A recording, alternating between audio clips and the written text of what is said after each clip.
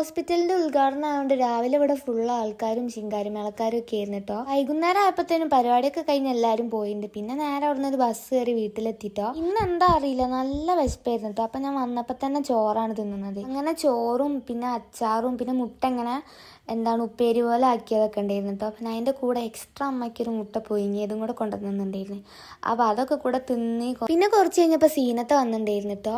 അപ്പം ഇന്നും ഞങ്ങൾക്കൊരു സ്പെഷ്യൽ ഉണ്ട് ഗായ്സ്. അപ്പം ഇന്ന് ഞങ്ങൾക്ക് തരിക്കഞ്ഞും അതുപോലെ തന്നെ എണ്ണക്കടികളായിരുന്നു കേട്ടോ കൊണ്ടുവന്നത്. പഴംപൊരി ഉള്ളിവട ഒക്കെ ഉണ്ടായിരുന്നു കേട്ടോ. പഴംപൊരി ഉണ്ടാക്കി കണ്ടോളൂ കിട്ടൂല. പിന്നെ ഞാൻ പഴംപൊരി വേഗം ഒരു കഷ്ണം എടുത്ത് തിന്നിട്ട് ബാക്കിയുള്ളതാണ് കേട്ടോ അങ്ങനെ പ്ലേറ്റിലേക്ക് എടുത്ത് വെക്കുന്നത്.